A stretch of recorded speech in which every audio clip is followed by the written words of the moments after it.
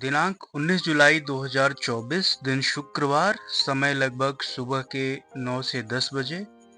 हफ्ते का आखिरी कारोबारी दिन। लोग अपने अपने ऑफिसेस में रोजमर्रा के कार्यों को निपटा रहे थे। वीकेंड जो आने वाला था, तभी अचानक से कंप्यूटर स्क्रीन नीली पड़ जाती है और लिख कर आता है, your PC ran into a problem and needs to restart. और फिर रीस्टार्ट करने तक का बटन भी नहीं दिखता है। हम बात कर रहे हैं largest IT outage in the history, यानी इतिहास की सबसे बड़ी आईटी व्यवधान के बारे में। पूरे विश्व में सैकड़ों फ्लाइट्स कैंसिल करनी पड़ी। हजारों यात्री अपने अपने गंतव्य तक नहीं पहुंच पाए। मरीजों को हॉस्पिटल्स में असुविधा हुई। बैंक से लेकर शेयर बाजार तक हर जगह दिक्कतों का सामना करना पड़ा। ऑनलाइन की दुनिया मानो रुक सी गई थी। कैसे हुआ ये सब? या आपके या हमारे तरफ से कुछ दिक्कत थी, या कुछ और बात थी?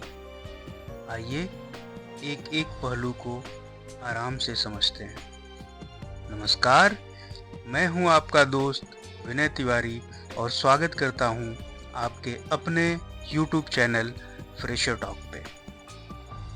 आगे बढ़ने से पहले एक रिक्वेस्ट है आपसे कि अगर आपने चैनल को अभी तक सब्सक्राइब नहीं किया है तो प्लीज़ सब्सक्राइब कर लीजिए और बेल आइकन को ज़रूर दबाइए, ताकि आगे आने वाली वीडियोस की नोटिफिकेशंस आप तक मिलती रहे। दोस्तों, तो आइए शुरू करते हैं। ये जो इशू था जिससे पूरी दुनिया एक रुक सी गई थी, सारे एयरपोर्ट्स पे यात्रियों की संख्या बढ़ गई, सारे यात्री परेशान, हॉस्पिटल्स में मरीज परेशान, बैंक्स में कस्टमर परेशान और शेयर मार्केट में ट्रेडर्स परेशान। दोस्तों, ये इशू था क्या? ये क्या कारण था जो माइक्रोसॉफ्ट के operating system Windows operating system में ऐसी कौन सी खामी आ गई थी जिसके कारण इतना बड़ा, अभी तक के हिस्ट्री का सबसे बड़ा आईटी आउटेज बन गया? तो दोस्तों, स्क्रीन पे जो ब्लू स्क्रीन आ रही थी उसको बोलते हैं ब्लू स्क्रीन ऑफ डेथ। इसमें क्या होता है कि जो कंप्यूटर सिस्टम होता है वो कंप्लीटली बंद हो जाता है। मतलब उसमें जो ऑपरेटिंग सिस्टम होता है वो एक ऐसे क्रिटिकल कंडीशन में पहुंच जाता है जहां पे वो ऑपरेशन उसका परफॉर्म नहीं कर पाता, वो वहीं पे एज ए क्रैश करने लगता है।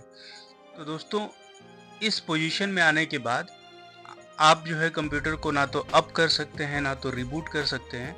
वो बार बार बोलेगा रिस्टार्ट करने के लिए और हर बार वो वही इशू फेस होगा। दोस्तों, तो ये सिचुएशन आती क्यों है? हम लोग इस सेशन में हम लोग उस प्रॉब्लम के बारे में समझने की कोशिश करेंगे कि ये प्रॉब्लम आता क्यों है। तो आइए इसको समझते हैं। ये इस तरीके की स्क्रीन है जो ये इशू जब आता है BSOD, जिसका पूरा नाम है ब्लू स्क्रीन ऑफ डेथ। तो इस तरीके का इशू आएगा जिसमें आपका जो कंप्यूटर है वो पूरी तरीके से ऑपरेटिंग सिस्टम जो है क्रैश कर जाता है। तो दोस्तों, इस केस में जनरली ये एक ड्राइवर सॉफ्टवेयर एरर या एक हार्डवेयर इशू के कारण हो सकता है। मतलब बेसिकली इसमें ये एरर दो ही कारण से हो सकते हैं। एक होता है ड्राइवर सॉफ्टवेयर एरर। आपको पता होगा तो ड्राइवर्स के बारे में अगर आपको मालूम होगा ऑपरेटिंग सिस्टम में ड्राइवर्स का क्या रोल है। अगर नहीं पता है तो आप थोड़ा सा गूगल करेंगे तो आपको मिल जाएगा। अगर इसमें हम लोग उसको कवर करेंगे तो एक लंबा टॉपिक बनेगा, बट मैं फिर भी आगे वाली स्लाइड में हम थोड़ा सा इसके बारे में देखेंगे। और दूसरा होता है हार्डवेयर इशू। अगर आपके सिस्टम में अगर हार्डवेयर इशू भी है तो भी इस तरीके की इशू आने की संभावना ज़्यादा होती है। तो एट द हार्डवेयर लेवल हम बात नहीं करेंगे। रीजन ये है कि एक साथ पूरे वर्ल्ड में इतने सारे मिलियंस ऑफ कंप्यूटर्स के ऊपर हार्डवेयर इशू एक साथ नहीं हो सकता।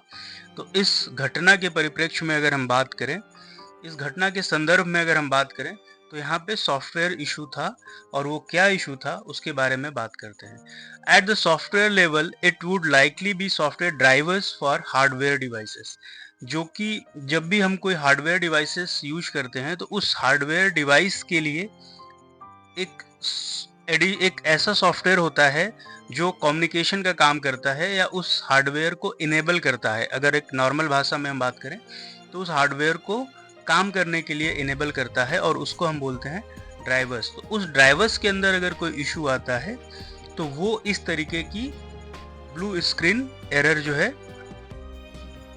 जनरेट कर देता है।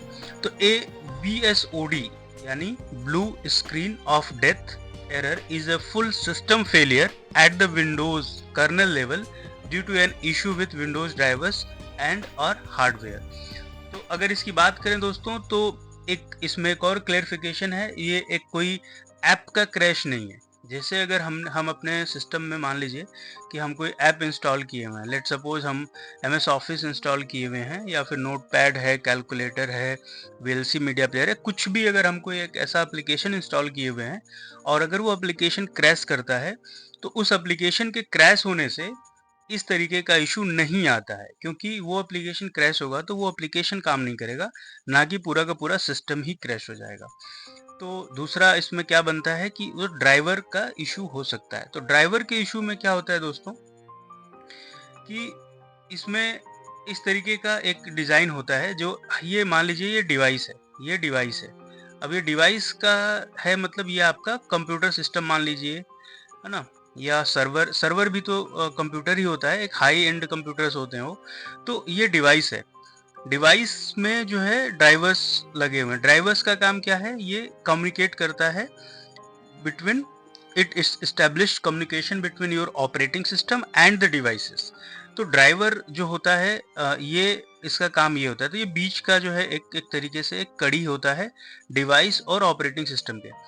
तो ड्राइवर कई बार हमारे अपडेट्स भी आते हैं, जैसे ऑपरेटिंग सिस्टम के अपडेट्स भी आते हैं, तो यही चीज़ें वो अपडेट होती हैं, यहीं पे वो चीज़ें आकर के अपडेट होती हैं। तो अभी क्या हुआ कि जो हमारा ये माइक्रोसॉफ्ट का जो इशू हुआ था, अभी जो 19 तारीख को फ्राइडे को ये जो इशू हुआ था, उसमें क्या हुआ था कि ये जो एक थर्ड पार्टी कंपनी है जिसका नाम है क्राउड स्ट्राइक, जो एक साइबर सिक्योरिटी कंपनी है जो माइक्रोसॉफ्ट की सिक्योरिटी और real time cyber attack monitoring का काम देखती है और एंटीवायरस फैसिलिटी जो है प्रोवाइड करती है for the Windows operating system for the Microsoft. तो उसका एक अपडेट आया था, और उस अपडेट में एक कुछ तो लॉजिकल एरर था, कुछ तो एक ऐसी फाइल थी जो सही नहीं थी। एक ऐसा ड्राइवर का जब अपडेट आया, एक ऐसा अपडेट आया जो सिस्टम को क्रैश कर रहा था, ऑपरेटिंग सिस्टम को क्रैश कर रहा था, और उसकी वजह से पूरा का पूरा सिस्टम जो है खराब हो गया, पूरा का पूरा। इतने मिलियंस ऑफ कंप्यूटर्स खराब हुए पूरे वर्ल्ड में, मोर देन 100 और अराउंड 200 फ्लाइट्स को कैंसिल करना पड़ा, और हॉस्पिटल्स, बैंक, स्टॉक मार्केट्स और अन्य सभी जगह पे, ऑफिसेस में, बहुत जगह पे जहाँ पे भी क्लाउड पीसी यूज हो रहा था, माइक्रोसॉफ्ट का एजूर क्लाउड प्लेटफॉर्म जहाँ पे भी यूज हो रहा था, सब जगह पे इश्यूज फेस करने पड़े।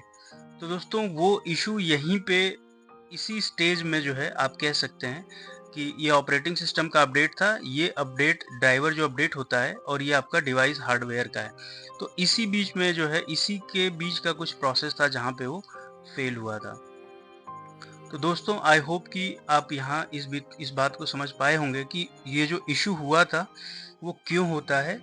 मूलतः दो चीज़ों से होता है, या तो हार्डवेयर या तो सॉफ्टवेयर में ड्राइवर इशू के कारण होता है। अब ड्राइवर इशू कहाँ पे परसिस्ट करता है वो हम लोग यहाँ पे इस डायग्राम के माध्यम से समझ लिए।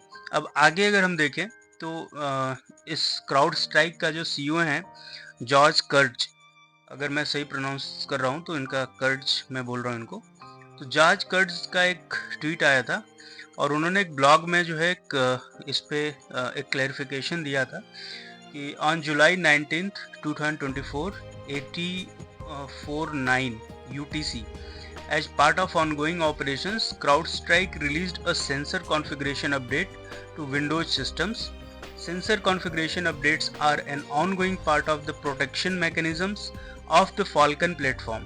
This configuration update triggered a logic error resulting in a system crash and a blue screen (BSOD) on impacted systems. The sensor configuration update that caused the system crash was remediated on Friday, July 19th, 2024, 5:27 UTC. और आगे उन्होंने एक और चीज़ जो है confirm करी है, और वो है this issue is not the result of और related to a cyber attack. उन्होंने ये कंफर्म किया है ये जो इशू था जिससे इतने सारे लोग प्रभावित हुए, लोगों की फ्लाइट्स छूटी, लोगों के बैंक्स के काम रुक गए, लोगों के स्टॉक मार्केट में प्रॉब्लम हुई, उन्होंने कंफर्म किया कि ये साइबर अटैक के कारण ये इशू नहीं था। तो दोस्तों, ये रहा ब्लू स्क्रीन ऑफ डेथ के बारे में एक छोटा सा वीडियो, एंड आई होप कि ये वीडियो आपको पसंद आया होगा। वीडियो पसंद आया हो तो वीडियो को लाइक करिए, चैनल को सब्सक्राइब करिए और बेल आइकॉन को दबाना मत भूलिएगा, क्योंकि हम लोग ऐसे ही वीडियोस, इंफॉर्मेटिव वीडियोस लाते रहते हैं, और बेल आइकॉन दबाने के बाद आपको सारे वीडियोस की नोटिफिकेशन आप तक मिलती रहेगी। दोस्तों, मिलते हैं किसी अगले वीडियो में, तब तक के लिए जय हिंद।